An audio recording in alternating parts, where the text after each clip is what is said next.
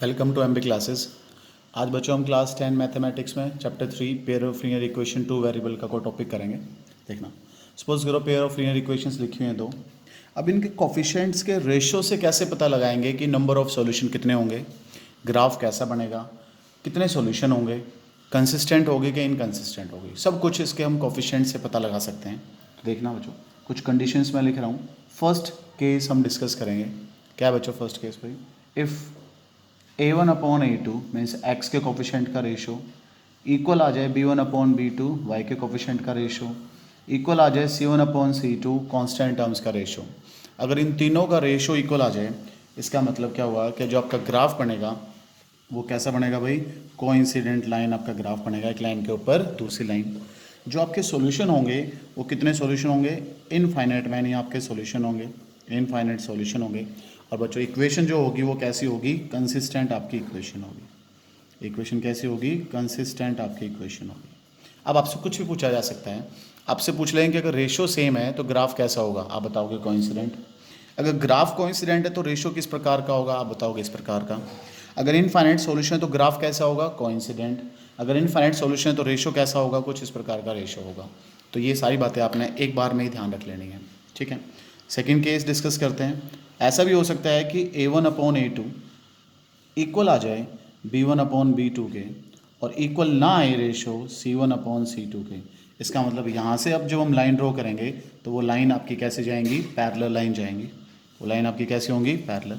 अगर लाइनें पैरेलल हैं इसका मतलब आप क्या लिख के चलोगे? इसका मतलब आप लिखोगे नो सॉल्यूशन, कि कोई भी सॉल्यूशन नहीं हुआ। अगर कोई सॉल्यूशन नहीं हुआ इसका मतलब हम इक्वेशंस को क्या बोलते हैं? इनकंसिस्टेंट। आपकी इक्वेशन कैसी है? इनकंसिस्टेंट आपकी इक्वेशन है, इनकंसिस्टेंट इक्वेशन है। थर्ड केस बच गया बच्चों एक भाई। क्या थर्ड केस बचा? थर्ड केस बचा if a1 upon a2, if a1 upon a2 he equal ना आए b1 अपॉन b2 के। a1 अपॉन a2 ही इक्वल ना आए b1 अपॉन b2 के। इसका मतलब अब कैसी लाइन आपको मिलेंगी? अब मिलेंगे आपको इंटरसेक्टिंग लाइन। और इंटरसेक्टिंग लाइन रिप्रेजेंट करती हैं किसको? यूनिक सॉल्यूशन को। किसको रिप्रेजेंट करते हैं वो? यूनिक सॉल्यूशन को। और यूनिक सॉल्यूशन का मतलब क्या होता है भाई? कंसिस्टेंट। यूनिक सॉल्यूशन का मतलब क्या होता है? कंसिस्टेंट। कंसिस्टेंट।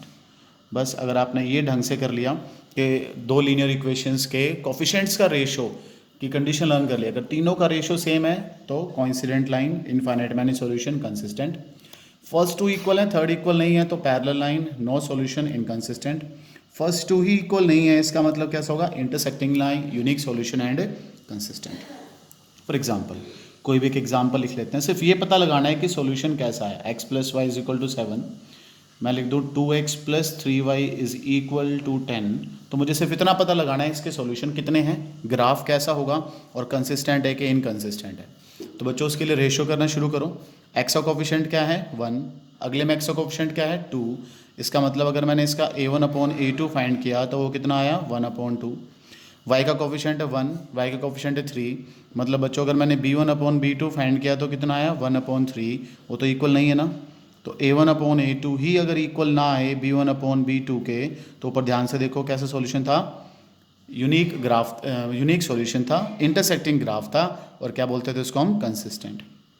तो क्या लिख दूँ इसको भाई मैं? इस केस में क्या सॉल्यूशन होगा? यूनिक सॉल्यूशन होगा। कैसा ग्राफ बनेगा? इंटरसेक्टिंग लाइन का ग्राफ बनेगा। और उसको हम क्या बोलेंगे? कंसिस्टेंट हम उसको बोलेंगे। इंटरसेक्टिंग लाइन बनेगी और उसको हम क्या बोलेंगे? कंसिस्टेंट बोलेंगे। क्लियर होगी बच्चों बात भाई? एक और एग्जांपल देखते हैं।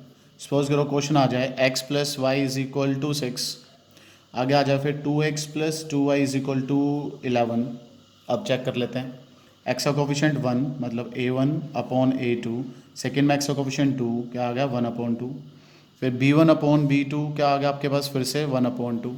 फिर c1 upon c2 find out करोगे बच्चों कितना आ गया भाई? 6 अपॉन 11। ये आपके पास आ गया। देखो फर्स्ट टू तो इक्वल है, थर्ड इक्वल नहीं आया। मतलब a1 upon a2 is equal to b1 upon b2 is not equal to c1 upon c2। कौन सा केस बन गया ये देखो। ऐसे में लाइनें कैसी होती हैं? पैरेलल लाइनें होंगी। कैसी लाइनें होंगी? पैरेलल लाइनें होंगी। और पैरेलल लाइन का मतलब कैसा सॉल्यूशन होगा? नो सॉल्यूशन होगा।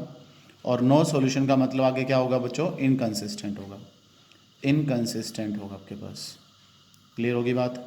एक और एग्जांपल देख लेते हैं। सपोज करो आपके पास आ जाए x plus y is equal to 8 और 3x plus 3y is equal to 24, कोई इक्वेशन लिखी हुई है। तो आप यहाँ से चेक करो a1 अपॉन a2, a1 मतलब x का coefficient in first equation, a2 मतलब सेकेंड इक्वेशन का कोफिशिएंट, क्या आ गया 1/3। b1 अपॉन b2 चेक करो भाई, फिर से 1/3। आप c1 अपॉन c2 चेक करो, फिर से 8/24 मतलब 1/3। ऑल आर इक्वल मतलब a1 upon a2 is equal to b1 upon b2 is equal to c1 upon c2। इसका मतलब लाइनें कैसी होगी, कोइंसिडेंट लाइनें होगी, एक के ऊपर एक लाइन होगी। इसका मतलब क्या हो गया, इनफाइनाइट मैनी सॉल्यूशन हो गए, इनफाइनाइट मैनी सॉल्यूशन, और उसको भी हम क्या बोलते हैं अब, कंसिस्टेंट। ठीक है बच्चों, भी बड़ा इंपॉर्टेंट सा टॉपिक था, इसके ऊपर काफ़ी क्वेश्चंस भी इंपॉर्टेंट से पूछे जाते हैं एग्जाम में, तो बड़े ध्यान से इस टॉपिक को कवर करना। और वीडियो को लाइक कर दो, चैनल को सब्सक्राइब कर दो, शेयर कर दो, बेल आइकन दबाना मत भूलना, ताकि जल्दी जल्दी आपको वीडियो मिलती रहे।